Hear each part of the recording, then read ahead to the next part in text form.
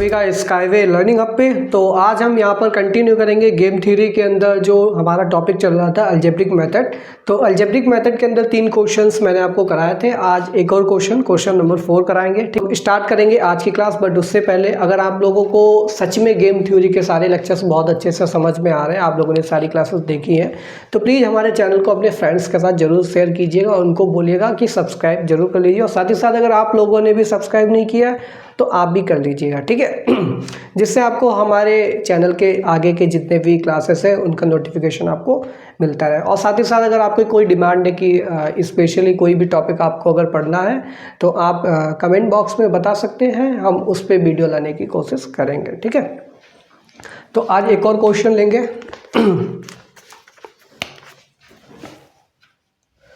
Question number 4, ठीक है। Question number 4 वही है, same question, solve the game by algebraic method. Algebraic method से आपको इस गेम को सॉल्व करना है। और पहले से ही मैं बता दे रहा हूँ कि आपको स्टार्टिंग के स्टेप्स आपको लिखने पड़ेंगे, जो कि प्रीवियस क्वेश्चंस के अंदर हमने आपको बार बार लिखवाया है।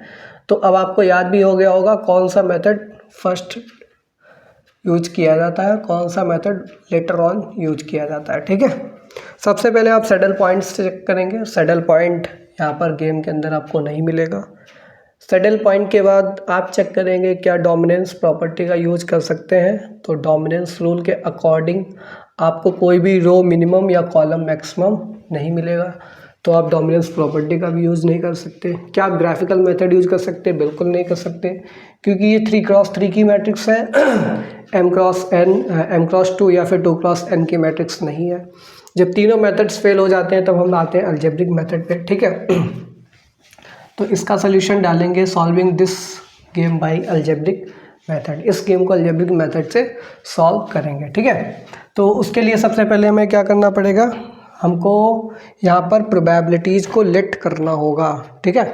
तो प्रोबेबिलिटीज़ क्या होती हैं, प्लेयर ए के लिए जो स्ट्रैटेजी है फर्स्ट सेकंड थर्ड, इनके आने का जो चांस है, ठीक है, इनके सिलेक्ट होने का चांस है x1 x2 x3 हो जाएगा, ठीक है। x1 x2 x3। ऐसे ही प्रोबेबिलिटी बी प्लेयर के लिए बाई 1 बाई 2 बाई 3। अब आपको पता है प्लेयर ए के लिए जब 3 स्ट्रैटेजी में प्रोबेबिलिटी को डिस्ट्रीब्यूट कर रहे हैं तो टोटल सम क्या होगा, x1 plus x2 plus x3 equal to 1, equation number 1, ठीक है। प्रीवियस जितनी लैंग्वेज है आप लोगों को लिखनी है। फिर यहाँ पर प्लेयर बी के लिए जो प्रोबेबिलिटीज़ हैं इनका भी टोटल प्रोबेबिलिटी सम क्या होगा, 1 होगा। 2 इक्वेशंस बन गई। इनके बाद आपको क्या करना होता है, यहाँ पर हर स्ट्रैटेजी, जैसे प्लेयर बी ने फर्स्ट स्ट्रैटेजी को लॉक कर दिया है तो यहाँ पर इक्वेशंस क्या बनेंगी, ठीक है। तो इक्वेशन, पहली इक्वेशन बनेगी 9 का मल्टीप्लाई होगा यहाँ पर प्रोबेबिलिटी से, ठीक है, 9x1 फिर 0x2 फिर 5x3, ठीक है, इक्वल टू ये सम कांस्टेंट होगा। तो चाहे प्लेयर ए के इक्वेशन बनाए चाहे प्लेयर बी के, सारे इक्वल टू कांस्टेंट के इक्वल ही आएंगे, ठीक है। तो यहाँ पर फॉर प्लेयर ए, तो प्लेयर ए के लिए यहाँ पर x1 x2 x3 यानी कि कॉलम वाइज ये एंट्रीज मल्टीप्लाई करेंगे और 3 इक्वेशंस बनेंगी। तो पहली क्या बनेगी, 9x1 plus 5x3 is equal to के बोल दीजिए, ठीक है, कोई कांस्टेंट के इक्वल आएगा, इसको बोल दीजिए इक्वेशन नंबर 3। फिर सेकंड वाली को मल्टीप्लाई कराइए तो x1 plus 6x2 plus 2x3 is equal to K, equation number 4। फिर ये आएगा 4x1 plus 3x2 plus 8x3 is equal to K, equation number 5 आएगा, ठीक है। फिर for player B, player B के लिए निकाल लीजिए, प्लेयर बी के लिए रो वाइज, तो row wise 9/1 plus by 2 plus 4/3 is equal to, या तो लैम्डा ले लीजिए या फिर के ही ले लीजिए। चलिए लैम्डा ले लेते हैं क्योंकि पिछले क्वेश्चंस में लैम्डा लिया है, वैल्यू दोनों की सेम ही आएगी, ठीक है, 6। फिर इसके बाद हो जाएगा यहाँ पर 6/2 plus 3/3 is equal to lambda equation number 7। फिर ये हो जाएगा 5/1 plus 2/2 plus 8/3 is equal to lambda equation number 8 हो जाएगा। ठीक है, अब यहाँ पर हम क्या करेंगे, इक्वेटिंग 4 and 5 4 and 5 को इक्वेट करेंगे तो क्या निकल के आएगा, माइनस का 3x1 प्लस का 3x2 और माइनस का 6x3 is equal to k। ये हो जाएगी इक्वेशन नंबर 9। ठीक है, फिर 3 4 को करेंगे इक्वेटिंग 3 and 4। 3 4 को इक्वेट करेंगे तो आएगा 8x1, यहाँ पर x2 तो है ही नहीं तो माइनस का 6x2 आएगा। ठीक है, और 5 में 2 सब्ट्रैक्ट होगा तो प्लस का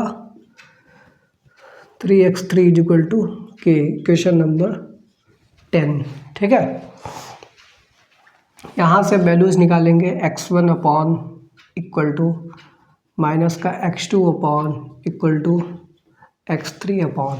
ठीक, और ये सारी वैल्यूज कांस्टेंट k के इक्वल होंगी। तो x1 के एक्चुअल में हम लोगों ने दिक्कत क्या कर दी, पहले 4 5 को इक्वेट कर लिया और फिर 3 4 को किया, तो इसको इक्वेशन नंबर 9 बोलिए। पहले 3 4 को करेंगे फिर 4 5 को करेंगे। ठीक है, ऑर्डर में ही सब कुछ रखते हैं, नहीं तो यहाँ पर साइंस में दिक्कत हो जाएगी, नेगेटिव साइन आ जाएगा। ठीक है, तो थोड़ा सा करेक्शन, बस इक्वेशंस को हमने इधर उधर किया है क्योंकि ऑर्डर में ही सब कुछ रखते हैं। ठीक है,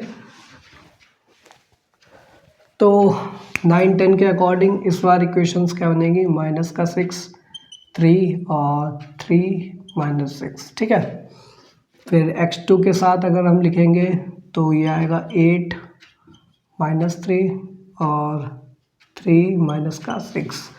x3 के साथ क्या आएगा, x3 के साथ आएगा 8 माइनस 3 और माइनस 6 3।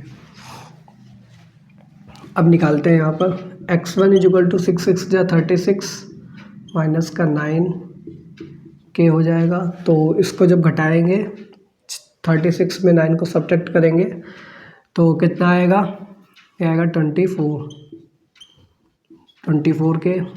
x2 की वैल्यू क्या आएगी, 8 6 जा माइनस का 48 और माइनस माइनस प्लस हो जाएगा, और ये माइनस का x2 चल रहा है। ठीक है, तो माइनस माइनस साइन कैंसिल हो जाएगा, तो इक्वल टू में क्या आएगा 39k, ये प्लस का कर दीजिए। ठीक है, तो x2 इज इक्वल टू आ जाएगा 39k।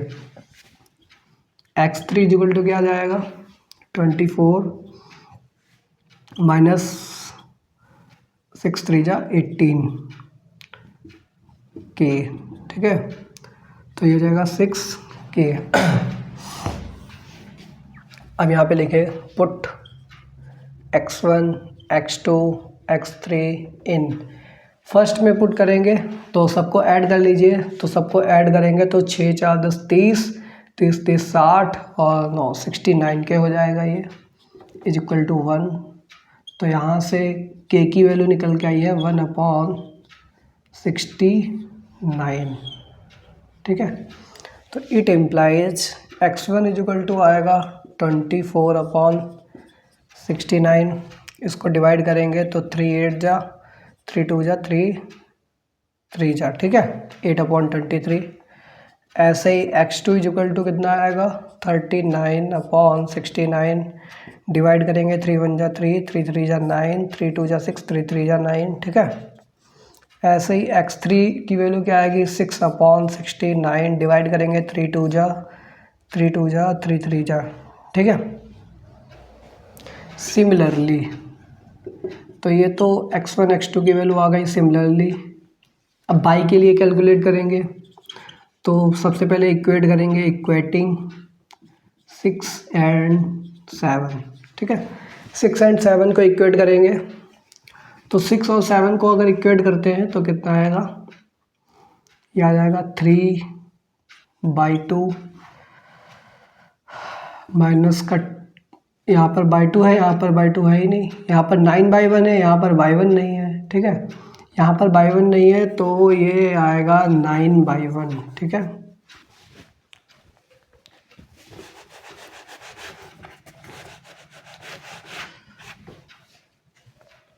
तो ये आएगा हमारे पास 9/1 और बाई 2 माइनस 6/2 करेंगे तो माइनस का 5/2 और प्लस का बाई 3 इक्वल टू लैम्डा। कौन सी इक्वेशन हो जाएगी, अभी तक कितनी बन चुकी है, 9 10, ये हो जाएगा 11, ठीक है। इक्वेटिंग 7 एंड 8, तो 7 और 8 को करेंगे तो बाई 2 है, यहाँ पर बाई 2 है, बाई 3 है, बाई 3 है, यहाँ पर बाई 1 नहीं है, ठीक है। तो ये हो जाएगा माइनस का 5/1 प्लस का 4/2 और माइनस का 5/3 is equal to lambda, equation number 12। अब यहाँ से बाई 1 अपॉन माइनस का बाई 2 अपॉन बाई 3 अपॉन, ठीक है, सारी वैल्यूज निकालेंगे इक्वल टू लैम्डा। तो बाई 1 के डिनोमिनेटर में क्या आएगा, माइनस का 5 और 4 और ये आएगा 1 माइनस का 5, ठीक है। बाई 2 के डिनोमिनेटर में क्या आएगा, 9 माइनस 5 और ये 1 माइनस का 5। बाई 3 के डिनोमिनेटर में 9 माइनस का 5 माइनस का 5 और 4, ठीक है। तो इट इम्प्लाइज, तो बाई 1 इज इक्वल टू 5 5 जा 25 माइनस का 4 लैम्डा इज इक्वल टू हो जाएगा 21 लैम्डा। ऐसे ही बाई 2 इज इक्वल टू हो जाएगा माइनस का 45 और माइनस साइन चल रहा है, ठीक है, और माइनस माइनस प्लस का हो जाएगा, lambda is equal to 40 lambda हो जाएगा, माइनस माइनस साइन कैंसिल हो जाएगा। फिर by 3 is equal to 36 minus 25 lambda, तो 25 और 36 कटाएंगे 11 लैम्डा आएगा, ठीक है। ये सारी वैल्यूज़ को पुट कर दीजिए, पुट इन सेकंड में पुट करेंगे तो टोटल सम 1 के इक्वल है, तो सबको ऐड कर लीजिए। तो 40 ये हो जाएगा 40 50 60 70 72, एक मिनट चेक कर लेते हैं। 5 5 जा 25 माइनस 4 तो 21 हो गया, 9 5 45 माइनस का 45 और माइनस माइनस प्लस का 5 तो 40 हो गया, 9 चौक 36 और माइनस 25 तो 11 लैम्डा हो गया। 40 50 60 61 हो गया, 71 हो गया, 72 तो 72 लैम्डा हो जाएगा, ठीक है। 72 लैम्डा इज इक्वल टू 1, तो लैम्डा की वैल्यू 1/72। तो यहाँ से बाई 1 बाई 2 की वैल्यू निकाल लीजिए। तो बाई 1 इज इक्वल टू कितना आ रहा है, 21 लैम्डा, तो 21/72 3 से डिवाइड कर लीजिए, 3 7 जा तो ये हो जाएगा 3 2 जा 6 3 4 जा 12। बाई 2 की वैल्यू निकाल लीजिए। तो बाई 2 इज इक्वल टू कितना आएगा, बाई 2 इज इक्वल टू आएगा 40/72, 2 से डिवाइड कर लीजिए तो 20/2 3 जा 6 और 2 6 जा 12, ठीक है। फिर से 2 से डिवाइड हो जाएगा तो 10/18 5/9 ये आएगा finally. By 3 is equal to 11 है, 11/72 हो जाएगा 12। अब सही है बिल्कुल, x1 x2 x3 सही आ रहा, बाई 1 बाई 2 बाई 3 तो सही आ ही रहा था, ठीक है। नाउ अब वैल्यू ऑफ द गेम लिखेंगे। नाउ वैल्यू ऑफ गेम, तो वैल्यू ऑफ गेम कैसे लिखेंगे। वैल्यू ऑफ गेम के लिए मैंने आपको क्या बताया था, आप या तो फर्स्ट कॉलम को इन प्रोबेबिलिटी से मल्टीप्लाई करा दीजिए या फर्स्ट रो को ऊपर वाली प्रोबेबिलिटी से मल्टीप्लाई कराइए। तो हम इसको इससे मल्टीप्लाई कराएंगे तो 9x1 और 5x3 इक्वेशन मिलेगी। तो v is equal to 9x1 plus 5x3, तो 9x1 x1 की वैल्यू कितनी आ रही है, 3/2 8 प्लस 5x3, x3 की वैल्यू कितनी आ रही है 1/12, ठीक है। तो 27/8 हो जाएगा प्लस 5/12 हो जाएगा, ठीक है। 2 4 जा, ठीक है। तो v इक्वल टू आ जाएगा 91/24। सोल्यूशन ऑफ गेम, सबसे पहले ऑप्टिमल स्ट्रेटजी लिखेंगे। ऑप्टिमल स्ट्रेटजी फॉर प्लेयर ए के लिए ऑप्टिमल स्ट्रेटजी लिखनी पड़ेगी। तो ये क्या आएगी x1, x2, x3, ठीक है। तो x1, x2, x3 की वैल्यूज हमने अभी इरेज कर दी है। चलिए कोई बात नहीं, आपको बता रहे हैं हम क्या आई थी।